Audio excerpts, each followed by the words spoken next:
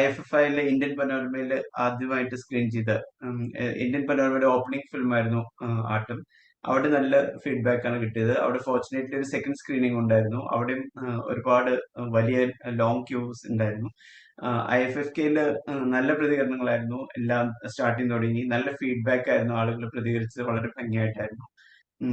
ഇച്ഛാശക്തിയുള്ള പ്രത്യയശാസ്ത്രം എന്നൊക്കെ പറഞ്ഞ് നല്ല ഫീഡ്ബാക്ക് കിട്ടിയിട്ടുണ്ടായിരുന്നു. സോ ആൻഡ് വി ഹാവ് വിത്ത് മദൻ ബാബു. ആട്ടം ഫിലിമില് ഒരു ലീഡ് ക്യാരക്ടർ കൂടി ചെയ്യുന്ന ഒരാളാണ്. മദൻ ജി, സ്വാഗതം.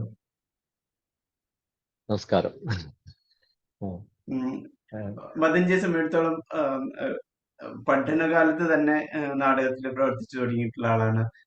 കലയുടെ വിവിധ മേഖലകളിൽ എഴുത്തിലും നാടകത്തിലും സിനിമയിലും ആഭിമുഖ്യം അതിൽ പ്രവർത്തിച്ചു വരുന്ന ഒരാളാണ്. ഇത് കൂടാതെ ഒഫീഷ്യലി ഒരു ഉയർന്ന സ്ഥാനത്ത് നിൽക്കുന്ന ഒരാൾ കൂടിയാണ്.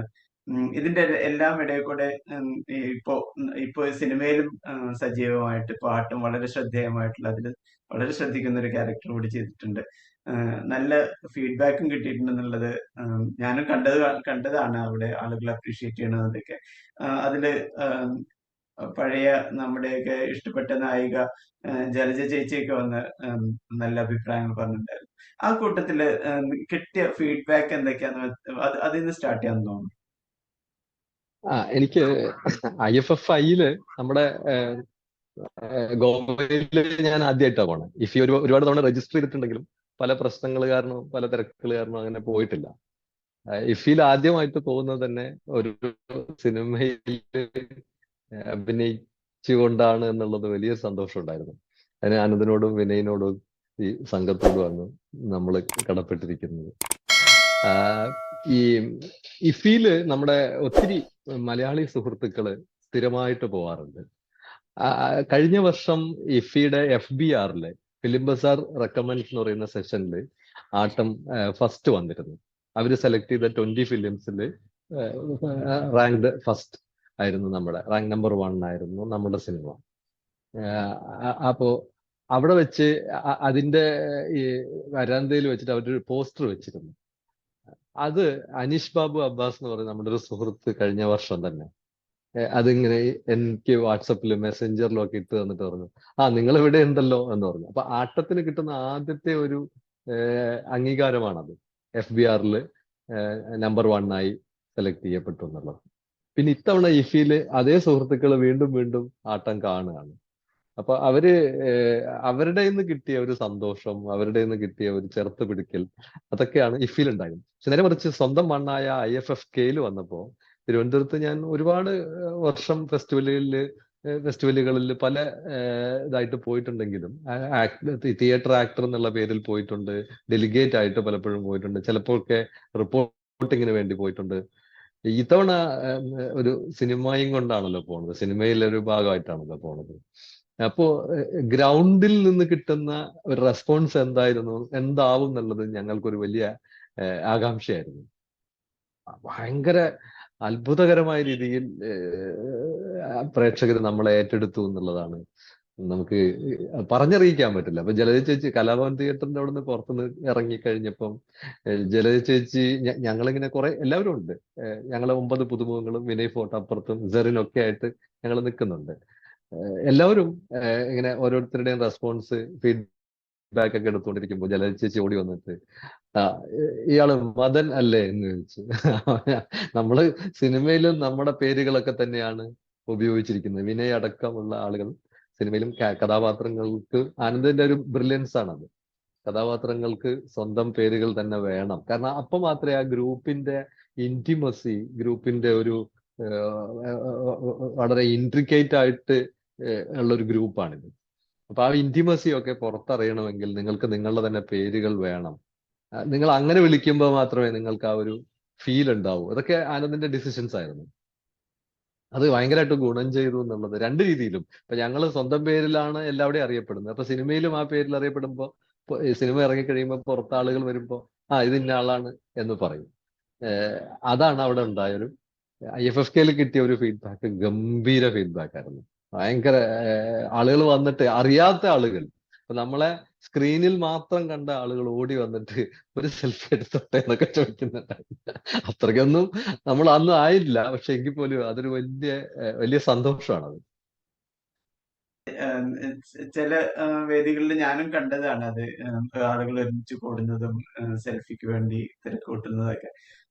അത് അത് നല്ല സന്തോഷമുള്ള കാര്യം. കൂട്ടത്തിൽ പറയട്ടെ, ഇപ്പൊ ആനന്ദിനെ കുറിച്ച് പറഞ്ഞപ്പോ ആനന്ദിന്റെ അതിപ്പോ അതിലെ ഈ സിനിമയുടെ സ്ക്രീനിങ് കഴിഞ്ഞ ശേഷം ആളുകളെ ഇൻട്രൊഡ്യൂസ് ചെയ്യുന്ന സമയത്ത് തന്നെ ആനന്ദ് പറഞ്ഞപ്പോ ശരവൺ ചേട്ടനും ഇദ്ദേഹമൊക്കെ എന്നെ നാടകം പഠിപ്പിച്ച ആളുകളാണ്. അപ്പൊ ആനന്ദിനെ ചെറുപ്പത്തിലേ തുടങ്ങി മദൻജിക്കും അറിയാം. അപ്പൊ ഇപ്പോ കാണുമ്പോഴാണെങ്കിൽ ആ സ്റ്റേജിൽ തന്നെ ആനന്ദിന്റെ ഒരു ലീഡർഷിപ്പ് ക്വാളിറ്റി ഒക്കെ നമുക്ക് റിവീൽ ചെയ്യുന്നുണ്ട്. ഈ ഓഡിയൻസ് ഫീഡ്ബാക്കിന്റെ സമയത്ത് ഇന്ററാക്ട് ചെയ്യുന്നതും മൈക്ക് ഹാൻഡിൽ ചെയ്യുന്നതും ഒക്കെ കാണുമ്പോഴേ ആ ഒരു ഹീസ് എ ക്വാളിറ്റി ലീഡർ എന്നുള്ളത് നമുക്ക് മനസ്സിലാവും. ആ ഒരു Exactly. ഉയർച്ച ചെറുപ്പത്തിലെ തുടങ്ങി ആ ഒരു ഉയർച്ച കണ്ട ഒരാൾ എന്നുള്ള നിലയ്ക്ക് അതൊന്ന് റീകോൾ ചെയ്യാമോ? ആനന്ദ്, സുധീർ അവിടെ രാജഗിരി സ്കൂളില് തിയേറ്റർ ടീച്ചറായിരുന്നു.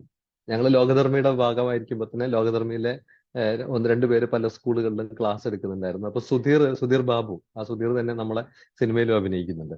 സുധീർ ബാബു രാജഗിരി സ്കൂളില് തിയേറ്റർ അധ്യാപകനായിരുന്നു. അപ്പോ അവിടെ തിയേറ്റർ പഠിപ്പിക്കുന്നതിന്റെ ഭാഗമായിട്ട് സുധീർ ഇടയ്ക്ക് ഒരു മറ്റേ ഫിലിം അപ്രിസിയേഷൻ ക്യാമ്പ്, അതുപോലെ തിരക്കഥ, അങ്ങനെയുള്ള സാധനങ്ങൾ. അപ്പൊ ഞാൻ ഇടയ്ക്ക് ഒന്ന് അവിടെ ചെന്നിരുന്നു. അപ്പൊ ഇവരൊരു അവരുടെ പഠനത്തിന്റെ ഭാഗമായിട്ടുള്ള ഒരു ടെലിഫിലിം ഷൂട്ട് ചെയ്യുന്നതിലായിരുന്നു. അന്ന് തന്നെ നമ്മളിത് ശ്രദ്ധിച്ചിട്ടുണ്ട്. എഴുത്തില് ഷൂട്ട് ചെയ്യുന്നതിൽ, സംവിധാനം ചെയ്യുന്നതിൽ, ഈ സംഗതികള് ഒരുക്കുന്നതിലൊക്കെ ആനന്ദ് ഇങ്ങനെ ഓടി നടക്കുന്നത് എന്റെ മനസ്സിൽ ഇപ്പോഴും, എന്റെ മുമ്പിൽ ഇപ്പോഴും ഉണ്ട്. അപ്പൊ നമുക്ക് ആനന്ദിന്റെ എഴുത്തിനെ കുറിച്ച് എനിക്ക് അന്ന് തന്നെ എഴുത്തിനോട് ഭയങ്കര താല്പര്യമുള്ള ആളായിരുന്നു. എഴുത്താണ് ഇതിനകത്ത് ഏറ്റവും പ്രധാനപ്പെട്ട ഒരു ഘടകം. അഭിനയം രണ്ടാമത് വരുന്നതാണ്. അപ്പൊ എഴുത്ത് വളരെ ഷാർപ്പാണ്, അതേസമയം ഡൗൺ ടു എർത്ത് ആണ്.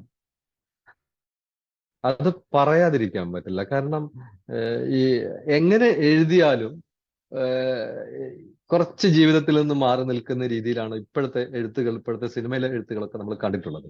പക്ഷെ ഇത് എത്രമാത്രം ഡൗൺ ടു എർത്ത് ആവാമോ, അത് അങ്ങനെ തന്നെ വന്നു പോകുന്നതാണ്. ആനന്ദിന് നൈസർഗികമായ ഒരു കഴിവ്, സ്വാഭാവികമായ ഒരു പ്രത്യേകതയാണ് ആനന്ദിൻ്റെത്. പിന്നെ സിനിമയ്ക്കകത്ത് കൃത്യമായ ഒരു സംവിധായകന്റെ റോൾ എന്താണെന്ന്, അത് പേഴ്സണൽ റിലേഷൻഷിപ്പും വേറെ, ഈ സിനിമ എന്നുള്ള പ്രൊഫഷന്റെ ഭാഗമായിട്ടുള്ള നമ്മുടെ റിലേഷൻഷിപ്പ് വേറെ, ഇത് രണ്ടായിട്ട് തന്നെയാണ് ആനന്ദ് കൊണ്ടുപോയിട്ടുള്ളത്. അതുകൊണ്ട് അത് സിനിമയ്ക്ക് ഗുണം ചെയ്തു എന്നുള്ളത് സിനിമ കാണുന്ന ആളുകൾക്ക് അറിയാം.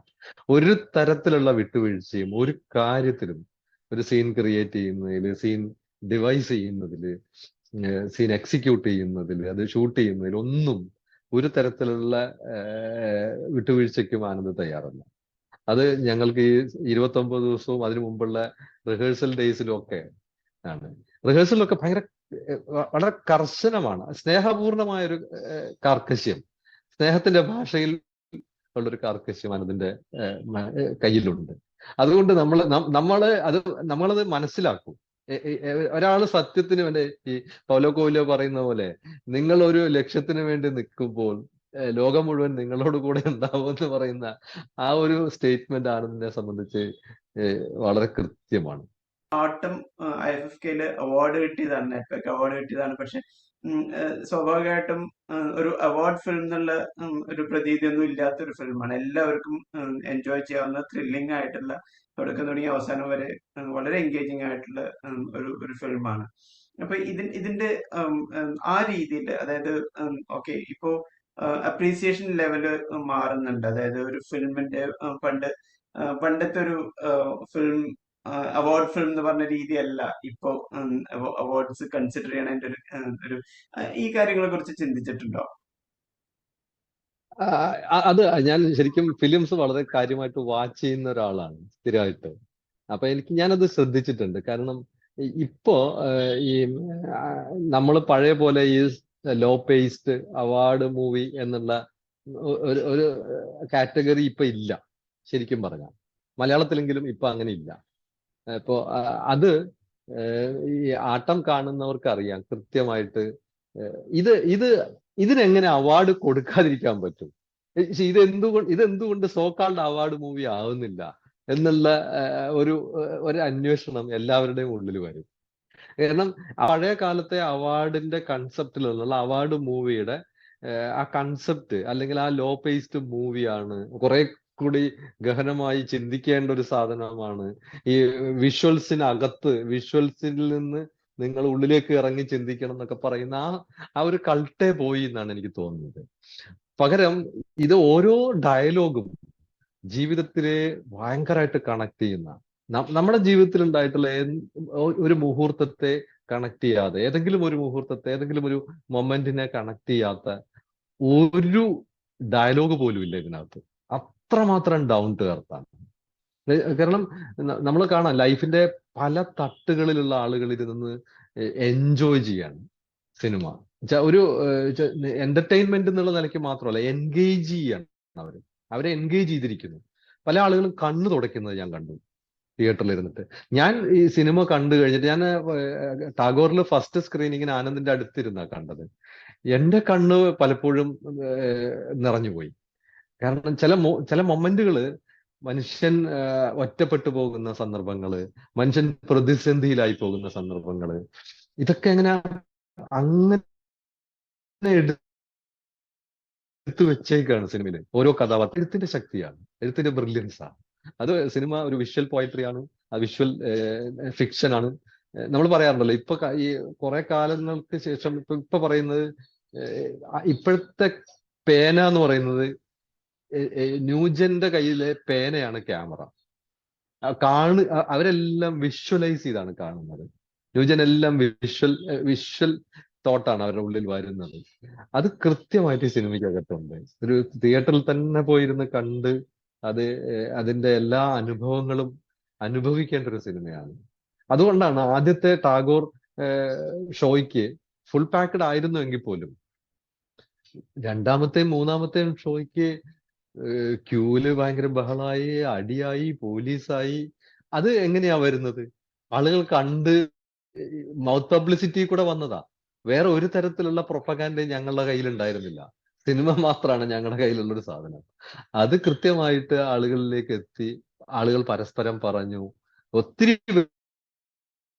പേര് രാവിലെ വിളിച്ചിട്ട് പറഞ്ഞു, അയ്യോ ടിക്കറ്റ് കിട്ടിയില്ല, ബുക്ക് ചെയ്യാൻ പറ്റിയില്ല, കിട്ടിയില്ല, 2 മിനിറ്റ് കൊണ്ട് പോകുന്നു.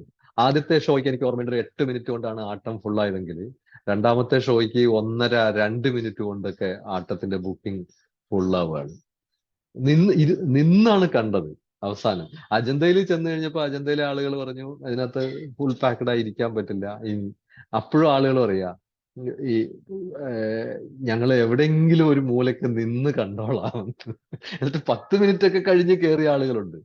അവര് അസലായിട്ട് സിനിമ എൻജോയ് ചെയ്യുകയും ഒക്കെ ചെയ്തിട്ടുണ്ട്. അത് ഭയങ്കര ഒരു വല്ലാത്തൊരു അനുഭവമാണ്.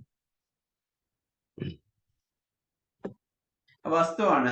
ഈ ഫീല് ഞാൻ കണ്ടിരുന്നു. ആനന്ദിന്റെ അടുത്ത് 2 പെൺകുട്ടികൾ വന്ന് നിന്ന് കരയാണ്. എന്നിട്ട് അവർ പറയേണ്ട കാര്യം പറഞ്ഞിട്ട് പെട്ടെന്ന് പോയി. കാരണം വെച്ചിട്ടുണ്ടെങ്കിൽ അവർക്ക് അങ്ങനെ നിൽക്കാൻ പറ്റുന്നില്ല. കാരണം they are saying that these are feelings that we have experienced such situations.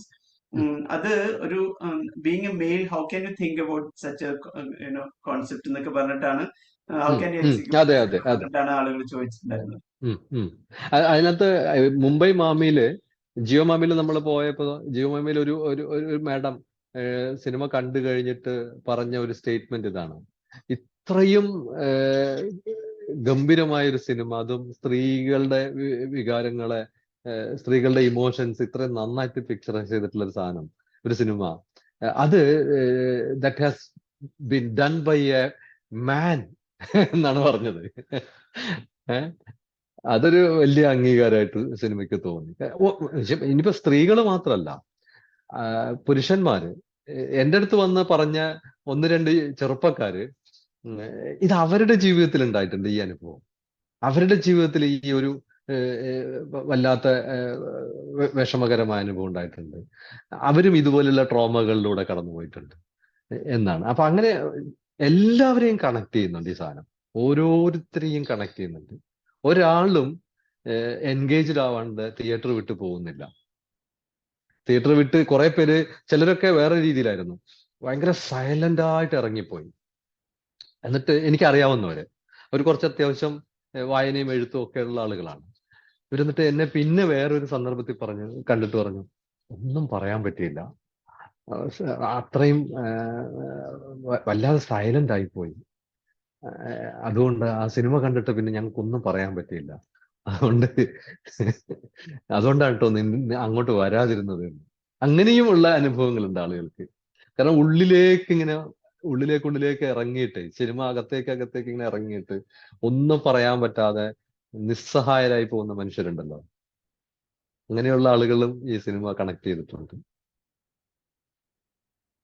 അത് ആനന്ദമായിട്ട് സംസാരിക്കുമ്പോൾ ആനന്ദ് പറഞ്ഞൊരു സുമിയും ആനന്ദമായിട്ടൊരു കോൺവെർസേഷൻ നമ്മൾ ചെയ്തിട്ടുണ്ടായിരുന്നു. അപ്പൊ അതിൽ ആനന്ദ് പറഞ്ഞൊരു കാര്യമുണ്ട്, അതായത് സിനിമ ആയിരിക്കണം, അത് എൻഗേജിങ് ആയിരിക്കണം, സിനിമാറ്റിക് എക്സ്പീരിയൻസ് ആയിരിക്കണം എന്ന് പറഞ്ഞു. ആൻഡ് ദാറ്റ് റിയലി പ്രൂവ്സ് ഇങ്ങനത്തെ കോണ്ടെക്സ്റ്റ് ഇങ്ങനെയാണ്, ഇതിൽ പറയുന്ന കാര്യങ്ങൾ ഇങ്ങനെയാണ്. എന്നിട്ടും അതായത് ഇതിങ്ങനെ പറയണത് അതൊരു ലിമിറ്റേഷൻ ആയിട്ട് ഡയലോഗ് ഓറിയന്റഡ് ആണ് സിനിമ എന്ന് പറയും, ഈ ഒരു പ്രത്യേക സിനിമ. പക്ഷെ എന്നിട്ടും every second is quite engaging, ആ രീതിയിൽ കൊണ്ടുപോയിട്ടുണ്ട്. അത് പറയുമ്പോൾ സിനിമയ്ക്ക് ഒരുപാട് ലേയേഴ്സ് ഉണ്ട്. At the same time your character also has dimensions. അതിപ്പോ നമ്മൾ കൂടുതൽ റിവീൽ ചെയ്യാൻ പറ്റില്ല, എന്നാൽ പോലും അത് അത് അത് ഒരു you are standing for the team, at the same time you have personal interest as well. അപ്പോ അതിന്റെ കുറെ ലെയറിങ് പല രീതിയിൽ നടക്കുന്നുണ്ടല്ലോ. ഈ ക്യാരക്ടറിനെ when you started realising this character, how was that? അത് ഇതിന്റെ ഇങ്ങനെ എൻലൈറ്റനിങ് ആയിരുന്നോ? കുറെ ഇൻസൈറ്റ്സ് ഇങ്ങനെ വന്നുകൊണ്ടിരിക്കുകയായിരുന്നോ? കാരണം ഇത് ഒരു സ്ക്രിപ്റ്റ് വായിക്കുമ്പോഴുള്ള പോലെയല്ലല്ലോ പിന്നെ അതിലേക്ക് ഇൻവോൾവ് ചെയ്യുന്ന സമയത്ത്. അതെ അതെ, അതായത് ഇപ്പൊ നമ്മള് ഒരു ഡയലോഗ് ഇങ്ങനെ നമ്മൾ പ്രസന്റ് ചെയ്യും.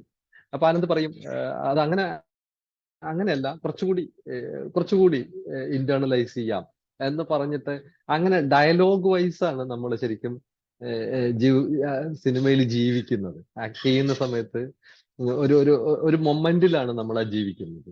അത് ശരിക്കും ക്യാരക്ടറിന്റെ ഒരു ഈ ഗ്രാഫ്, എന്റെ മാത്രമല്ല എല്ലാ ക്യാരക്ടേഴ്സിന്റെയും ഗ്രാഫ് ആനന്ദിന്റെ മനസ്സിൽ കൃത്യമായിട്ട് ഉണ്ട്. അത് ഓരോ ഷോട്ട് എടുക്കുമ്പോഴും ആനന്ദ് ഇങ്ങനെ പതുക്കെ നമ്മളോട് പറയും. സ്ക്രിപ്റ്റ് മുഴുവനായിട്ട് നമ്മൾ വായിച്ചതാണ്, മൊത്തത്തിൽ വായിച്ചതാണ്. അപ്പോൾ കൃത്യമായിട്ട് നമുക്ക് അറിയാം ഇതെന്താണ്, ഇതെങ്ങനെ ചെയ്യണം എന്ന്. നമ്മളൊരു സാധനം ചെയ്യുമ്പോൾ അത് പോരാ എന്ന് ഡയറക്ടർ പറയുക, സ്കെയിൽ ഡൗൺ ചെയ്യാൻ പറ്റണം. ഈ ഒരു ക്യാരക്ടർ ആർക്ക് എന്ന് പറയുന്നത് ഇപ്പൊ ഗ്രീൻ റൂം സീക്വൻസസ് ഉണ്ട് അതിനകത്ത്. അതിന്റെ ഇൻട്രൊഡക്ടറി സീൻസിലൊന്നും ഗ്രൂപ്പിന്റെ കോർഡിനേറ്റർ ആണെങ്കിൽ പോലും ഇൻട്രൊഡക്ടറി സീൻസിലൊന്നും ഞാൻ അത്ര ക്ലിയർ അല്ല, എന്റെ സീൻസ് ഒന്നും ക്ലിയർ അല്ല. എന്നോട് അങ്ങനെ പറഞ്ഞിട്ടുമില്ല ആനന്ദ്. അപ്പൊ ഞാനിങ്ങനെ ഉള്ളിൽ ആലോചിക്കുന്നുണ്ട്, ഒരു ഗ്രൂപ്പ് കോർഡിനേറ്റർ എന്നൊക്കെ പറയുമ്പോ എല്ലാ സീനിലും നമ്മളിങ്ങനെ ഇടപെടണ്ടേ എന്നൊക്കെ. പക്ഷെ ആനന്ദ് അങ്ങനെ പറയുന്നില്ല. സിനിമ കണ്ടു കഴിഞ്ഞപ്പോഴാണ് അതിന്റെ ഒരു ബ്രില്യൻസ് മനസ്സിലാവുന്നത്. കാരണം ഈ ഏറ്റവും ബിഹൈൻഡ് ദി കർട്ടൻ നിന്ന ആളാണ് ഏറ്റവും സംശയിക്കപ്പെടുന്ന ഒരു അവസ്ഥയിലേക്ക് വരുന്നത്, ഗ്രേ ഷെയ്ഡഡ് ആയിട്ട് നിൽക്കുന്നത്. അത് എഴുത്തുകാരന്റെ, സംവിധായകന്റെ ബ്രില്യൻസ് ആണ്. അപ്പൊ നമ്മളോട് മിനിമം ഒരു ഡയറക്ടർ എന്താണോ ആവശ്യപ്പെടുന്നത് അതിനപ്പുറത്ത് ചിന്തിച്ച് ചെയ്യേണ്ട കാര്യമില്ല ആനന്ദിനെ പോലെ ഒരു ഡയറക്ടർ ആണെങ്കിൽ. കാരണം അത് ഫുള്ളി പ്ലാൻഡ് ആണ് അദ്ദേഹത്തിന്റെ മനസ്സിൽ. അതുകൊണ്ട് ആ പറയുന്ന മീറ്ററിൽ അങ്ങ് പറയുന്ന രീതിയിൽ അങ്ങ് ചെയ്തു കൊടുത്താൽ ബാക്കി സംവിധായകൻ അങ്ങ് ചെയ്തോളും എന്നുള്ളതാണ്. അത് നമ്മളൊരു ട്രസ്റ്റിന്റെ ഭാഗമായിട്ട് ചെയ്യുന്നതാണ്. തുടക്കത്തിൽ നമ്മൾ പറഞ്ഞിരുന്നു, അതായത് മദൻജി പഠിക്കുന്ന കാലത്തെ എഴുത്തിന്റെ വാസനയും കവിതകളും കഥകളും പിന്നെ നാടകവും, കോളേജിലെ ഒരു നാടകത്തിനെ കുറിച്ച് ഒരിക്കൽ പറയുണ്ടായിരുന്നു. അതായത് ഫുൾ ക്യാമ്പസ് തന്നെ സ്റ്റേജ് ആക്കിക്കൊണ്ട് ചെയ്തിട്ടുള്ള ഒരു നാടകത്തിനെ കുറിച്ചൊക്കെ. ആ സമയത്ത് നിന്ന് നാച്ചുറലാണ് ഒരുപക്ഷെ ഒരു നാടക സംഘമായിട്ട് അസോസിയേറ്റ് ചെയ്യാൻ. പക്ഷെ ലോകധർമ്മയായിട്ട് അസോസിയേറ്റ് ചെയ്യുന്നത് ഏത് കാലഘട്ടത്തിലാണ്, അതെങ്ങനെ സംഭവിച്ചത്? വിക്ടോറിയയില് നമ്മള് 92 വർഷങ്ങളില് 1991, 92 ഒക്കെ ആയപ്പോ നമ്മള് അവിടെ ഒരു ക്യാമ്പസ് തിയേറ്റർ ഉണ്ടാക്കുന്നു, വിക്ടോറിയ നാടക സംഘം എന്നുള്ള പേരിൽ. ആ ആ ആ നാടക സംഘം ഒരു നാടകം കളിക്കുന്നു. ക്യാമ്പസുകളിൽ ചെറിയ ചെറിയ പ്ലേകളൊക്കെ ചെയ്ത് ഇങ്ങനെ പോകാൻ നമ്മൾ ഉദ്ദേശത്തിലായിരുന്നു. പക്ഷെ നമ്മള് വിക്ടോറിയ നാടക സംഘത്തിൽ ഞങ്ങളൊരു 20ഓളം കുട്ടികൾ ഉണ്ടായിരുന്നു. ഞങ്ങളുടെ സംഘത്തിലുണ്ടായിരുന്നു. അപ്പൊ വിക്ടോറിയ തന്നെയുള്ള ഒരു രവിചന്ദ്രൻ, ഡോക്ടർ KP രവിചന്ദ്രൻ, പിന്നെ കഥാകൃത്ത് ടി ശ്രീവത്സൻ, ഇവരൊക്കെ ആയിരുന്നു ഞങ്ങളുടെ ഒരു ബാച്ച്. പിന്നെ മാധ്യമത്തില് മറ്റേ ആർട്ടിസ്റ്റ് ആയിട്ടുള്ള കഥയും കൂടെ എഴുതുന്ന സുരേഷ് തോലിൽ, ഇവരൊക്കെ ഒരു ടീമായിട്ട് നമ്മൾ അവിടെ വിക്ടോറിയയിൽ ഉണ്ടായിരുന്നു സജീവമായിട്ട്. പിന്നെ അപ്പോ വിക്ടോറിയ നാടക സംഘത്തിന്റെ ഒരു തുടക്കം എന്നുള്ള നിലയ്ക്ക് ഞങ്ങളവിടെ ക്യാമ്പസ് മൊത്തം ഒരു തിയേറ്റർ ആയിട്ട്, ഒരു സ്റ്റേജ്, ക്യാമ്പസ് മുഴുവൻ പെർഫോമൻസ് ഏരിയയാണ്. അങ്ങനെ ഒരു നാടകം ചെയ്തു. കമാൻഡർ പെപ്പ് എന്നാണ് അതിന്റെ പേര്. മെറിയോ ഫെറിട്രി എന്ന് പറയുന്ന ലാറ്റിൻ അമേരിക്കൻ നാടകകൃത്ത് എഴുതിയ കമാൻഡർ പെപ്പ്. അപ്പോ അലന്റെ മറ്റേ അലന്റെയും മറ്റേ ഈ അവിടെയുള്ള കമ്മ്യൂണിസ്റ്റ് ആളുകളും തമ്മിലുള്ള ഒരു കോൺഫ്ലിക്റ്റിനെയൊക്കെ വെച്ച് ബേസ് ചെയ്തിട്ട് എഴുതിയ സാധനമാണ്. നമ്മൾ ഈ നാടകം രസകരമായിട്ടാണ്. തലേ ദിവസം രാത്രി ഞങ്ങൾ ഈ ക്യാമ്പസിൽ മുഴുവൻ ഈ മറ്റേ അലന്റെ അനുയായികൾ, പട്ടാള ഭരണകൂടത്തെ അനുകൂലിക്കുന്ന അലന്റെ എന്ന് പറയുന്ന അദ്ദേഹത്തിന്റെ എതിരെയും അനുകൂലവുമായ പോസ്റ്ററുകൾ കൊണ്ട് ക്യാമ്പസ് മുഴുവൻ ഞങ്ങൾ നിറച്ചു. എന്നിട്ട് 3 കുരിശുകൾ ഞങ്ങള് പഴയ കട്ടില് വെട്ടിപ്പൊളിച്ച്, ഞങ്ങളുടെ കയ്യിൽ ആയുധങ്ങളൊന്നുമില്ല, കല്ലും കമ്പിയൊക്കെ ഉപയോഗിച്ച് ഈ കട്ടിലങ്ങ് ഹോസ്റ്റലിൽ നിന്ന് എടുത്തിട്ട് പോയ പഴയ കട്ടിലുകൾ പൊളിച്ച് 3 കുരിശുണ്ടാക്കി ഈ ബൊട്ടാണിക്കൽ ഗാർഡന്റെ നടുവിൽ അങ്ങട് രാവിലെ 5 മണിയായപ്പോഴത്തേക്ക് ഞങ്ങൾ 3 കുരിശ് നാട്ടി. ഈ 3 കുരിശിലും അതിന്റെ റിയാലിറ്റിക്ക് വേണ്ടിയിട്ട് 3 പേരെ 6 മണി മുതൽ ഭക്ഷണം കഴിക്കാതെ, ഭക്ഷണമൊന്നും കൊടുക്കാതെ അത് തൂങ്ങിക്കിടന്നു. അതിലൊരാൾ ഈ കമ്മ്യൂണിസ്റ്റ് നേതാവാണ്. അപ്പൊ അലന്റെ ഈ ജനറൽ പിനോച്ചെ എന്ന് പറയുന്ന പട്ടാള ഭരണാധികാരിക്ക് ആണ് അവിടെ ഭരണം നടത്തുന്നത്. അപ്പൊ ഞാൻ ഈ പട്ടാള മേധാവിയുടെ വേഷത്തിൽ ഇവരെ കുരിശിൽ പീഡിപ്പിക്കുന്ന ഒരു ക്യാരക്ടറായിട്ടാണ്. അപ്പൊ ഈ ബൊട്ടാണിക്കൽ ഗാർഡനിൽ ഇവര് രാവിലെ 6 മണി മുതൽ ഇങ്ങനെ തൂങ്ങിക്കിടക്കുക. കുറെ കുട്ടികൾ രാവിലെ 7 മണിയോടുകൂടി വരുമ്പോഴത്തേക്കും ക്യാമ്പസിൽ ഇങ്ങനെ പലയിടത്തും പോസ്റ്റർ കാണുന്നു. പിടിച്ചു കൊടുക്കുന്നവർക്ക് ഇനാം പ്രഖ്യാപിക്കുന്നു. പട്ടാള ഭരണത്തിന്റെ തിട്ടൂരങ്ങൾ കാണുന്നു, കൽപ്പനകൾ. അപ്പൊ ഇടയ്ക്കിടയ്ക്ക് ഈ ഞാൻ പഠിച്ച സ്കൂൾ PMG സ്കൂളാണ് പാലക്കാട്. അപ്പൊ അവിടുത്തെ മാഷെ പോയി കണ്ടിട്ട് അവിടുത്തെ കുട്ടികളുടെ ബാൻഡ് ട്രൂപ്പിനെ അന്ന് വിട്ടു തന്നു. ഇന്നാണെങ്കിൽ നടക്കുമെന്ന് എനിക്കറിയില്ല. മാഷ് പറഞ്ഞു കുഴപ്പമില്ല, ഒരു കലാപ്രവർത്തനത്തിനല്ലേ എന്ന് പറഞ്ഞു. എന്നിട്ട് ഈ ഇടയ്ക്കിടയ്ക്ക് ഈ കുട്ടികൾ, PMG സ്കൂളിലെ കുട്ടികള് മാർച്ച് പാസ്റ്റും ബാൻഡ് ഇതുകൊണ്ട് മാർച്ച് പാസ്റ്റ് നടത്തും. അപ്പൊ ആകെ ഒരു 8 മണി ആയപ്പോഴത്തേക്കും ഈ കുട്ടികള് മറ്റ് സാധാരണ കുട്ടികളാരും ക്ലാസ്സിൽ കയറാതായി. കംപ്ലീറ്റ് ക്യാമ്പസ് എന്തൊക്കെയോ ഇവിടെ നടക്കുന്നതിന് എന്താണെന്ന് അറിയാം. നമ്മള് ഇന്റർവെല്ലിന്റെ സമയത്ത് ഒരു ആലോചിക്കണ, ഒരു 10:15 ഇന്റർവെല്ല്, ഫസ്റ്റത്തെ 10:15 നമ്മൾ അങ്ങോട്ട് നാടകം തുടങ്ങി. അതുവരെ ഈ മൊമെന്റ് ഇങ്ങനെ 2-2.5 മണിക്കൂർ നമ്മളിങ്ങനെ ലൈവായിട്ട് ക്യാമ്പസ് നിർത്തിയിട്ട് 10:15 നാടകം തുടങ്ങുകയും ഒരു 20-25 മിനിറ്റ് എടുത്ത് നാടകം അവസാനിപ്പിക്കും. പ്രിൻസിപ്പള് മൈക്കിൽ കൂടെ അനൗൺസ് ചെയ്തു, നാടകം നിരോധിക്കുന്നു എന്ന് പറഞ്ഞിട്ട്. അത് കഴിഞ്ഞ് അത് കൈ കൊണ്ട് തരുന്നത് സസ്പെൻഷൻ ഓർഡറാണ്. ഞങ്ങളെ അവിടുന്ന് ക്യാമ്പസിൽ നിന്ന് ഞങ്ങളെ 3 പേരെയും സസ്പെൻഡ് ചെയ്തു, നാടകം കളിച്ചതിന്. ആ സസ്പെൻഷനെതിരെ ഞങ്ങൾ കുറെ നാൾ സമരം ചെയ്തു, നിരാഹാരം കിടന്നു. അന്നത്തെ വിദ്യാഭ്യാസ മന്ത്രി K ചന്ദ്രശേഖരൻ ഒക്കെ ആയിരുന്നു. അദ്ദേഹമൊക്കെ ഇടപെട്ടു അതിനകത്ത്. സാറ ടീച്ചറും NG ശശിഭൂഷൺ സാറും നമ്മുടെ I ഷൺമുഖദാസ് സാറും ഒക്കെ വലിയ പിന്തുണയാണ് തന്നത്. പിന്നെ ഒരു TV സെബാസ്റ്റ്യൻ എന്ന് പറഞ്ഞിട്ട് അദ്ദേഹം ഉണ്ടായിരുന്നു. അദ്ദേഹം മരിച്ചുപോയി. ഇംഗ്ലീഷ് വിഭാഗത്തിലെ പ്രൊഫസറായിരുന്നു. അപ്പൊ ഷൺമുഖദാസ് സാർ പിന്നീട് അതിനെക്കുറിച്ച് മാതൃഭൂമി ആഴ്ചപ്പതിപ്പിൽ ഒരു ലേഖനം തന്നെ എഴുതിയിട്ടുണ്ട്. ക്ലാസ്സിൽ കയറാതെ നാടകം കളിച്ച് അന്നത്തെ ക്യാമ്പസ് ഇന്നുണ്ടോ എന്നൊക്കെ ഉള്ള ഒരു രീതിയിൽ. ലൈബ്രറികൾ, അന്നത്തെ ലൈബ്രറികൾ ഇന്നുണ്ടോ എന്നൊക്കെ രീതിയിൽ വിക്ടോറിയ നാടക സംഘം പിന്നീട് സസ്പെൻഷന് ശേഷമൊക്കെ നമ്മൾ നാടകം കളിക്കാൻ തുടങ്ങി. ക്യാമ്പസിൽ മറ്റേ നമ്മള് സാറ് ടീച്ചറുടെ ഒക്കെ സ്ക്രിപ്റ്റുകൾ ചെയ്യുന്നുണ്ട്. പിന്നെ ക്രൂസിഫൈഡ് പിക്സ് ചെയ്യുന്നുണ്ട്. ക്രൂസിഫൈഡ് പിക്സ് ഒക്കെ സാംകുട്ടിയൊക്കെ കൂടി അസോസിയേറ്റ് ചെയ്യാണ് ചെയ്യുന്നത്. അപ്പോ അവിടെ നമ്മൾ എന്ന് പറയുന്ന ഒരു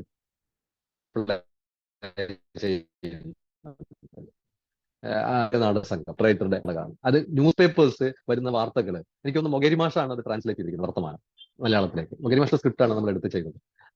ആ പ്ലേ ഇന്റർ യൂണിവേഴ്സിറ്റി ഫെസ്റ്റിവലിന് തിരഞ്ഞെടുക്കപ്പെടുകയും ഇന്റർ യൂണിവേഴ്സിറ്റി ഫെസ്റ്റിവലിന് കൊച്ചിയിൽ വെച്ചായിരുന്നു അന്ന് ഞങ്ങൾ കൊച്ചിയിൽ വന്ന് പെർഫോം ചെയ്തു. അപ്പൊ തന്നെ നമുക്കറിയാം പ്രഗത്ഭരായ 3 വിധികർത്താക്കൾ ഉണ്ടായിരുന്നു അതിനകത്ത്. അതിൽ ഏറ്റവും പ്രമുഖൻ ചന്ദ്രഹാസൻ മാഷ് തന്നെയാണ്. ചന്ദ്രഹാസൻ മാഷിന്റെ വിധി നിർണയത്തെക്കുറിച്ചും നാടക താല്പര്യത്തെക്കുറിച്ചും ഞങ്ങൾക്ക് നേരത്തെ കേട്ടറിവുണ്ട്. അദ്ദേഹത്തിന്റെ കർണഭാരം, ഞാൻ പിന്നീട് അഭിനയിച്ച കർണഭാരം അന്ന് തന്നെ നമ്മൾ പലയിടത്തും പോയി കണ്ടിട്ടൊക്കെ ഉണ്ട്. അപ്പോ ഈ മാഷ് ജഡ്ജ് ചെയ്യുന്നു എന്ന് പറഞ്ഞാൽ ഞങ്ങൾക്ക് പേടിയാണ്. പിന്നെ ഒരു കുറവുമില്ലാണ്ട് എങ്ങനെ കളിക്കാന്നുള്ളതാണ്. അങ്ങനെ വർത്തമാനം കളിക്കുന്നു.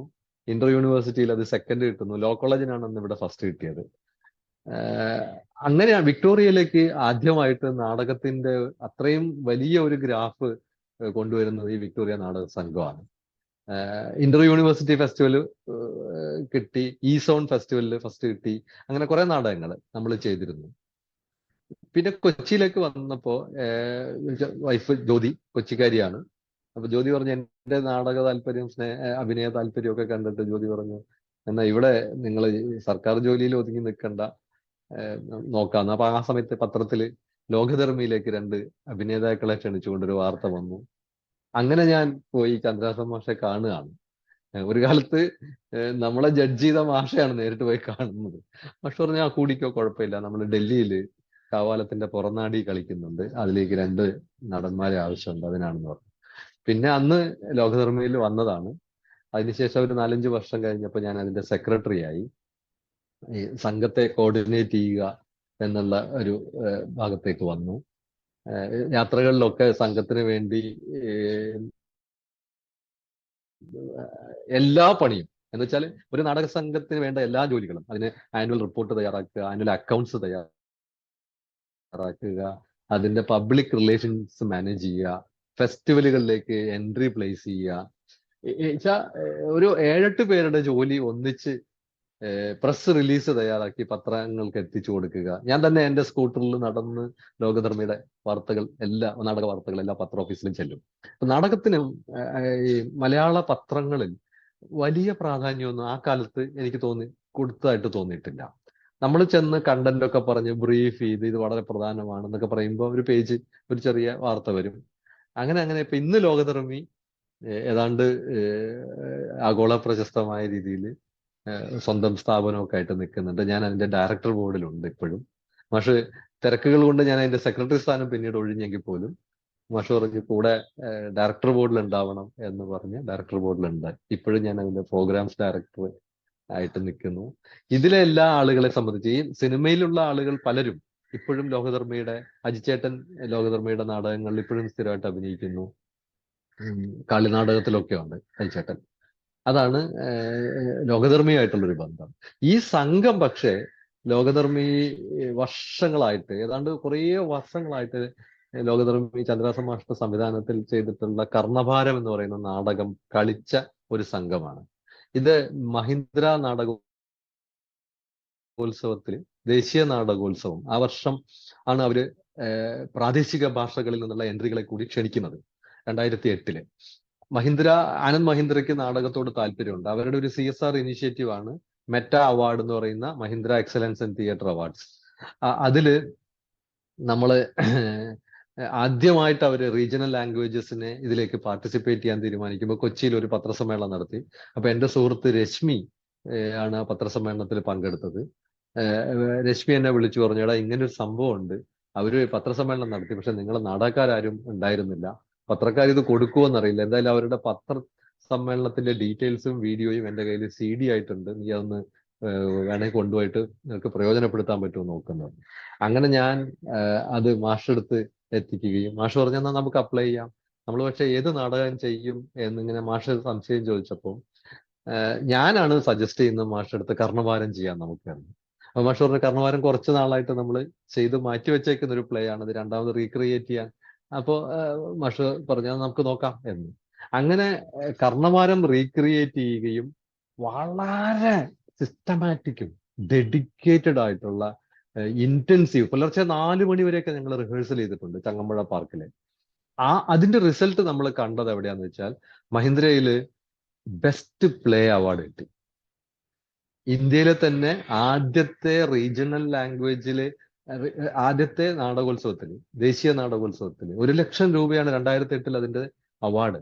പിന്നെ കുറെ നോമിനേഷൻസ് ഉണ്ടായിരുന്നു. സിജിന് ഒരു നോമിനേഷൻ ഉണ്ടായിരുന്നു, സുമേഷ് എന്നൊരു നോമിനേഷൻ ഉണ്ടായിരുന്നു, സെറ്റും പ്രോപ്പർട്ടീസ് ചെയ്തിട്ടുള്ള ഭാനുവജൻ എന്ന് പറയുന്ന ആൾക്ക് നോമിനേഷൻ ഉണ്ടായിരുന്നു. അങ്ങനെ മഹീന്ദ്രയില് ഹബീബ് തൻവീർ എന്ന് പറയുന്ന പ്രശസ്ത, അന്നത്തെ മരിച്ചുപോയ അദ്ദേഹം, ഇന്ത്യ കണ്ട എക്കാലത്തെയും മികച്ച നാടക സംവിധായകനായ ഹബീബ് തൻവീർ ആണ് പ്രധാന ജഡ്ജായിരുന്നത്. ഹബീബ് തൻവീർ ചന്ദ്രഹാസൻ മാസ്റ്റർ അടുത്ത് നിന്ന് പറയുന്നത് ഞാൻ നേരിട്ട് കേട്ടിട്ടുണ്ട്. I like every inch of your play എന്നാണ് പറഞ്ഞത്. അത് ഗംഭീരമായൊരു ഇതാണ്. കാരണം ആ കൂട്ടായ്മ പിന്നീട് ഞങ്ങൾ എന്ത് ചെയ്തെന്ന് വെച്ചാൽ കർണഭാരം ചുമന്നവർ എന്ന് പറയുന്ന ഒരു വാട്സപ്പ് ഗ്രൂപ്പ് ആക്കി മാറ്റി. അതിന്റെ പ്രധാന കാരണം ഈ കർണഭാരം വലിയ ഹെവി സെറ്റും പ്രോപ്പർട്ടിയൊക്കെ ഉള്ള നാടകമാണ്. അപ്പൊ ഇത് ചുമക്കണം, ഇത് ട്രെയിനിലൊക്കെ പോകുമ്പോൾ ഇത് ചുമക്കാന്നൊക്കെ പറഞ്ഞ വലിയ രസമാണ്. അപ്പൊ ഈ കർണഭാരം ചുമന്ന പല തലമുറയിലെ ആളുകൾ കർണഭാരം കളിച്ചിട്ടുണ്ട്. പക്ഷെ കർണഭാരം കളിച്ച് കർണഭാരത്തിന് ദേശീയ അവാർഡൊക്കെ കിട്ടിയതിന് ശേഷം അത് ചുമന്നുകൊണ്ട് നടന്ന, അത് കഴിഞ്ഞിട്ട് ഒരുപാട് പെർഫോമൻസുകൾ ആ നാടകത്തിന് കിട്ടി. ആ ചുമന്നവരുടെ ഒരു വാട്സപ്പ് ഗ്രൂപ്പാണ് ഇത്. ആനന്ദ് അതിനകത്ത് അഭിനയിച്ചിരുന്നു, മഹീന്ദ്ര നാടകോത്സവത്തിൽ ആനന്ദ് അഭിനയിച്ചിരുന്നു. ആ ഗ്രൂപ്പിൽ നിന്നാണ് ഈ സിനിമ ഉണ്ടാവുന്നത്. ടോട്ടലി വ്യത്യസ്തമായിട്ടുള്ളൊരു നാടക യാത്രയും വളരെ ത്രില്ലിംഗ് ആയിട്ടുള്ളൊരു സ്റ്റോറി. ഒരു ത്രില്ലിംഗ് കാര്യം കൂടി അവിടെ ആദ്യത്തെ ആട്ടത്തിന്റെ IFFK ആദ്യത്തെ ഷോയ്ക്ക് ശേഷം പറയണ്ടായിരുന്നു. അതായത് ഞങ്ങൾ നാടകം കളിച്ചിട്ടുള്ള ഒരു സ്റ്റേജിലാണ് ഞങ്ങളിപ്പോ നിൽക്കുന്നത് എന്ന് പറഞ്ഞിട്ട്. സോ അതൊന്ന് റീകോൾ ചെയ്യാൻ പറ്റുമോ? അതായത് ഈ മഹീന്ദ്ര അവാർഡ് കിട്ടി വന്നു കഴിഞ്ഞപ്പോൾ നമുക്ക് സ്റ്റേറ്റ് ക്യാപിറ്റലിൽ PRD നടത്തിയ ഒരു സ്വീകരണമുണ്ട്. PRD തന്ന ഒരു സ്വീകരണം. അന്ന് നമ്മള് ഇതേ ടീം മഹീന്ദ്രയിൽ ഡൽഹിയിൽ പോയി കളിച്ചു വന്ന അതേ ടീം തിരുവനന്തപുരത്ത് പെർഫോം ചെയ്തു. അത് നമ്മുടെ കേരള സർക്കാർ തന്ന ഒരു സ്വീകരണമാണ്, പബ്ലിക് റിലേഷൻസ് ഡിപ്പാർട്ട്മെന്റിന്റെ. പിന്നെ പല ഭാഗത്തും നമ്മൾ കളിച്ചു. അതിൽ പ്രധാനമാണ് ആ ടാഗോറിൽ ആ വേദിയിൽ നമ്മൾ കളിച്ചു എന്നുള്ളത്. അന്ന് ഞങ്ങള് ഭയങ്കര, കാരണം ഇന്നത്തെ പോലെ തന്നെ IFFIയിൽ പോയിട്ട് നമ്മൾ അവാർഡ് മേടിച്ചു വരുന്നു, അല്ലെങ്കിൽ ജിയോമാമിയിൽ പോയി പുറത്തുനിന്നൊരു അവാർഡ് മേടിച്ചു വരുന്നു, ഇവിടെ സ്വീകരണം കിട്ടുന്നു. അതേപോലെയാണ് ഇപ്പൊ ആട്ടം സിനിമ IFFIയിൽ പോയി വളരെയധികം അപ്രിസിയേഷൻ കിട്ടി വരുന്നു, തിരിച്ച് ഗ്രൗണ്ടിൽ വരുമ്പോൾ സെയിം ഫീലാണ്. അതിന് ഒരു 2008 ഒരു 14 വർഷത്തെ ഗ്യാപ്പ്, 14 വർഷത്തിന് ശേഷമാണ് ഇത് ചരിത്രം ആവർത്തിക്കുന്നത് പോലെ. കൂടുതൽ സംസാരിച്ച കൂട്ടത്തില് മദൻജിയുടെ കാര്യങ്ങൾ സംസാരിക്കാൻ പറ്റിയില്ല. പക്ഷെ എനിക്ക് തോന്നുന്നു നമുക്ക് സമയത്തിന്റെ ഒരു കാരണം കൂടുതൽ ലെങ്ത് ആകുമ്പോൾ വളരെ സംസാരില്ല. പക്ഷെ ഓഫ് കോഴ്സ് ഒരു സർക്കാർ തലത്തില് ഒരു ഉന്നത ഉദ്യോഗസ്ഥനാണ്, ഫിനാൻസ് ഡിപ്പാർട്ട്മെന്റിൽ ജോയിന്റ് പൊസിഷൻ ഉള്ള ആളാണ്. അപ്പോ ഈ ഈ കലാ പ്രവർത്തനങ്ങൾ അതിന്റെ ഒപ്പം നടക്കണുണ്ട്. നാടകത്തിനൊക്കെ ഒരുപാട് സമയം സ്പെൻഡ് ചെയ്യേണ്ടതാണ്. എഴുത്തുകൾ അതിന്റെ ഒപ്പം നടക്കുന്നുണ്ട്. ഇതൊക്കെ എഴുതണമെങ്കിൽ വായനയും ആവശ്യമാണ്. So you are finding time for all these. അതായത് ഞാനിപ്പോ ഇത്തരം കാര്യങ്ങൾ ചെയ്യുന്ന ഒരാളെന്നുള്ളത് എനിക്ക് കൂടുതൽ ചോദിക്കാൻ തോന്നുന്നത് എങ്ങനെ ഈ ടൈം മാനേജ്മെന്റിന്റെ ഒരു പോളിസി എന്താണെന്നുള്ളത് അറിയാൻ പറ്റും. ടൈം മാനേജ്മെന്റ് എന്ന് വെച്ചാൽ വേറെ പ്രത്യേകിച്ചൊന്നുമില്ല. എന്റെ ഫാമിലി ഭയങ്കര ഹെൽപ്ഫുൾ ആണ്. ഇപ്പൊ ഞാന് വീട്ടിൽ എന്തെങ്കിലും ചെറിയ ഉത്തരവാദിത്തം ഉണ്ടെങ്കിൽ പോലും ഞാനത് വേറെ എന്തെങ്കിലും സംഭവത്തിലേക്ക് ഞാനൊന്ന് ഡൈവേർട്ട് ചെയ്ത് പോയാലും പുള്ളിക്കാരത്തി അത് മാനേജ് ചെയ്തോളും. ഞാൻ വന്നിട്ട് ചെയ്തോട്ടെ എന്ന് പറഞ്ഞ് മാറ്റി വെക്കുന്ന ഒരു രീതിയില്ല. അത് എനിക്ക് വലിയൊരു ഭാഗ്യമാണ് ശരിക്കും. ഞങ്ങള് ഒരുമിച്ച് ജേർണലിസം പഠിച്ചതാണ്. കൊച്ചിയിൽ ഞാൻ ജേർണലിസം പഠിക്കാനാണ് വന്നത്. ഞാൻ എൻ്റെ ക്ലാസ്മേറ്റ് ആണ് ജ്യോതി. പിന്നെ ഞങ്ങൾ ലൈഫ് മേറ്റ് ആയി മാറുകയാണ് ചെയ്തത്. ജേർണലിസം കഴിഞ്ഞിട്ട് ഞാൻ ഒരു 1.5 വർഷം മീഡിയയിൽ ഉണ്ടായിരുന്നു, പത്രപ്രവർത്തകനായിട്ട്. ജേർണലിസ്റ്റിന് സ്റ്റേറ്റ് റാങ്ക് ഉണ്ടായിരുന്നു. ഇപ്പോഴും ഈ കർണഭാരം ചുമന്നവരുടെ ഗ്രൂപ്പ് പോലെ തന്നെ ഞങ്ങൾ മാനേജ് ചെയ്യുന്ന വേറൊരു ഗ്രൂപ്പാണ് പ്രസ് അക്കാഡമി ബാച്ച്. ആ ബാച്ച് അതിൽ കുറെ പേരുണ്ട്. ഷാഹിനയുണ്ട്, വിധു ഉണ്ട്, നമ്മുടെ ഹെഡ്ജിലൊക്കെ വർക്ക് ചെയ്യുന്ന അരവിന്ദ് എന്ന് പറയുന്ന പുള്ളി നന്നായിട്ട് എഴുതുകയൊക്കെ ചെയ്യും. അരവിന്ദ് ഉണ്ട്. പിന്നെ അൻവർ റഷീദിന്റെ അസോസിയേറ്റ് TG കണ്ണനുണ്ട്. അങ്ങനെ കുറെ പേര് ആ ഗ്രൂപ്പിലും ഉണ്ട്. ശരിക്കും പറഞ്ഞ അഭിനയ താല്പര്യം ഞാൻ ഈ കർണവാരം ചുമന്നവരിലും, എൻ്റെ മറ്റ് എഴുത്തു താല്പര്യം പ്രസ് അക്കാഡമി ബാച്ചിലുമാണ് ചെലവഴിക്കുന്നത്. അങ്ങനെ ഒരു ഇന്ററാക്ഷൻ ആവശ്യമുണ്ട് ഉള്ള സമയത്തൊക്കെ. ഏറ്റവും പ്രധാനം ചെയ്യുന്നത് എന്തും ആത്മാർത്ഥമായിട്ട് ചെയ്യുക എന്നുള്ളതാണ്. അതാണ് ചെയ്യുന്നത് എന്തും ആത്മാർത്ഥമായി ചെയ്യുന്നതാണല്ലോ കല. അപ്പൊ ജോലിയും എനിക്ക് കലയായിട്ട് തന്നെയാണ് ഞാൻ ഫീൽ ചെയ്തിട്ടുള്ളത്. അവിടെ വലിയ പ്രതിസന്ധികൾ ഉണ്ടായിട്ടുണ്ട്. ഓരോന്നും ചലഞ്ച് എടുക്കാൻ ഭയങ്കര ഇഷ്ടമാണ്. ഒരു ഒരു ഒരു പ്രതിസന്ധിയുള്ള ഒരു സ്ഥലത്ത് പോയി ജോലി ചെയ്യാൻ എനിക്ക് ഭയങ്കര ഇഷ്ടമാണ്. പിന്നെ ഒഴിഞ്ഞു മാറുന്നൊരു സ്വഭാവം ഇല്ല. എല്ലാ ചാലഞ്ചസിനെയും ഏറ്റെടുത്ത് മുന്നോട്ട് പോവുക, പ്രശ്നങ്ങൾ പരിഹരിക്കുക എന്നുള്ളതാണ് എൻ്റെ ഒരു ടാസ്ക് എപ്പോഴും. ഇപ്പൊ കേരള കാർഷിക സർവകലാശാലയിൽ മണ്ണുത്തിയിൽ കംട്രോളർ എന്നുള്ള പോസ്റ്റിലായിരിക്കുന്നത്. അതിന്റെ vice chancellor doctor V Ashok sir ഭയങ്കര സപ്പോർട്ടീവാണ്. അശോക് സാറ് എഴുത്തുകാരനാണ്, ലേഖനങ്ങളും ഒക്കെ എഴുതാറുണ്ട്. സാറ് ഈ സിനിമയ്ക്ക് IFFI നമുക്ക് ഇനോഗ്രൽ ഫിലിമിന്റെ ഒരു ഇത് കിട്ടിയല്ലോ, സെലക്ഷൻ കിട്ടി. അപ്പൊ ഞാൻ പറഞ്ഞു സാറിന്റെ അടുത്ത്, സാറേ ഞാനൊരു 4 ദിവസം മാറി നിൽക്കാണ്, എനിക്ക് പോണം എന്ന് പറഞ്ഞപ്പോ, it's not a minor thing, go എന്ന് പറഞ്ഞിട്ട് സാർ ഒരു കൺസെന്റ് തരികയാണ് ചെയ്തത് വാട്സപ്പിൽ കൂടെ. അപ്പൊ അശോക് സാറാണ്. അപ്പൊ അതൊക്കെ വലിയ സപ്പോർട്ടാണ് ശരിക്കും പറഞ്ഞാൽ. അത്തരം ഒരു മേലുദ്യോഗസ്ഥൻ, പ്രത്യേകിച്ചും അദ്ദേഹത്തെ പോലുള്ള ആള് അത് പറയാന്നൊക്കെ പറയുമ്പോൾ വലിയ സന്തോഷമാണ്. നമുക്ക് ചെയ്യാനുള്ള, ഇപ്പൊ സർക്കാരിൽ നിന്നായാലും ഞാൻ പെർമിഷൻ എടുത്തിട്ടുണ്ട് കലാസാംസ്കാരിക പ്രവർത്തനങ്ങൾക്കും എഴുതാനും മറ്റുമൊക്കെ. ഗവൺമെന്റ് സാങ്ഷൻ ഉണ്ട് എനിക്ക്, അത് ആദ്യം തന്നെ ഉണ്ട്. അപ്പൊ എല്ലാറ്റിലും ഇങ്ങനെ ഇൻവോൾവ് ചെയ്ത് നിൽക്കുക എന്നുള്ളതാണ്. ഇത് പറയുമ്പോ ഞാൻ ഈ നമ്മുടെ ഈ കോൺവെർസേഷൻ വെറുതെ ഒരു സൂപ്പർഫിഷ്യൽ ആവാതിരിക്കാനായിട്ട് ഞാൻ കാണുന്ന ഒരു സംഭവം വെച്ചിട്ടുണ്ടെങ്കിൽ, കോൺവെർസേഷൻസ് ദാറ്റ് ഇൻസ്പയർ എന്നുള്ള രീതിയിലാണ് എനിക്കിതിന് പറയാൻ ഞാൻ ആഗ്രഹിക്കുന്നത് എപ്പോഴും. ഇത് ഡെഫിനറ്റ്ലി ഈ പറയുന്ന കാര്യങ്ങൾ, അതായത് എന്തിനേയും ഒരു ചാലഞ്ച് ആയിട്ട് എടുക്കുക, വരുന്ന കാര്യങ്ങൾ ചാലഞ്ച് ആയിട്ട് എടുക്കുക, ചാലഞ്ചിനെ ആസ്വദിച്ചുകൊണ്ട് അതിനെ ഓവർകം ചെയ്യുന്ന കാര്യങ്ങൾ. ഇത് ഏത് സമയത്താണ്? പഠിക്കുന്ന സമയത്തും you have been doing exciting, വളരെ വണ്ടർഫുൾ ആയിട്ടുള്ള, അതായത് സാധാരണ ആ കാലത്ത് കുട്ടികൾ ചിന്തിക്കുന്നതിന്റെ പുറത്ത് ചിന്തിച്ച് ചെയ്യുന്ന കുറെ കാര്യങ്ങളൊക്കെ നമുക്കറിയാം. അപ്പൊ ഇത് ഇത് കാരണം പെട്ടെന്ന് ഓവർനൈറ്റ് ആയിട്ട് നമുക്ക് ഒരാൾക്ക് ഇത്തരം ക്വാളിറ്റീസ് ഒന്നും ഉണ്ടാവില്ല. It's kind of a habit that is eventually being evolved or groomed or nurtured എന്ന് പറയാം. അപ്പൊ എന്ത് ക്വാളിറ്റി ആയിരിക്കും അങ്ങനെ? കാരണം this is very necessary for a person, like ഇങ്ങനെയുള്ള ഉത്തരവാദിത്തങ്ങൾ ഒഫീഷ്യലി കൈകാര്യം ചെയ്യാനാണ്. ബാക്കി പലപ്പോഴും ആളുകൾക്ക് ഫെയിലിയർ ഉണ്ടാവണമെന്ന് വെച്ചിട്ടുണ്ടെങ്കിൽ ഇത് കോൺസെൻട്രേറ്റ് ചെയ്യുന്ന സമയത്ത് എപ്പോഴും പറയണ്ടല്ലോ, ഇപ്പൊ ആളുകൾ കലാജീവിതം ആഗ്രഹിക്കുന്ന ആളുകൾ ജോലിയും ചെയ്യണം, ജോലി ചെയ്യുമ്പോൾ ഇത് നടക്കുന്നില്ല, അല്ലെങ്കിൽ അങ്ങനെ.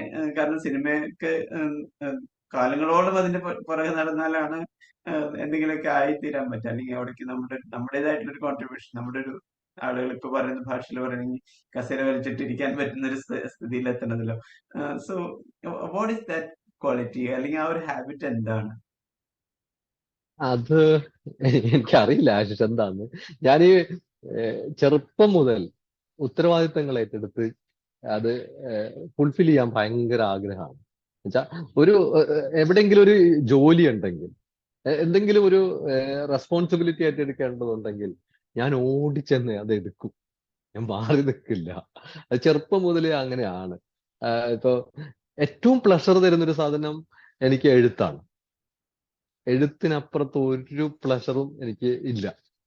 അതെന്തായാലും ഞാൻ ഒരുപാട് എഴുതി ആരെയും കാണിക്കാതെ വെച്ചിട്ടുണ്ട്.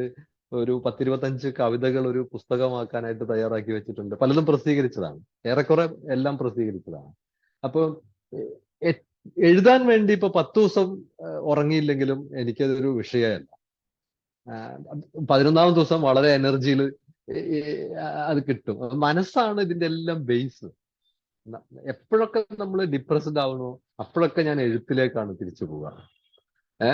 കലയിൽ എനിക്ക് ഒരു തരത്തിലുള്ള ധർമ്മസങ്കടങ്ങളും ഉണ്ടായിട്ടില്ല. സങ്കടങ്ങൾ ഉണ്ടായിട്ടുള്ളത്, പ്രതിസന്ധികൾ കൂടുതൽ ഉണ്ടായിട്ടുള്ളതൊക്കെ ഈ ഔദ്യോഗിക മേഖലയിലാണ്. അവിടെ ഉണ്ടാവുന്ന പ്രതിസന്ധികൾക്ക് ഞാൻ ഒരു റിലീഫ് കണ്ടെത്തുന്നത് ആർട്ടിലാണ്.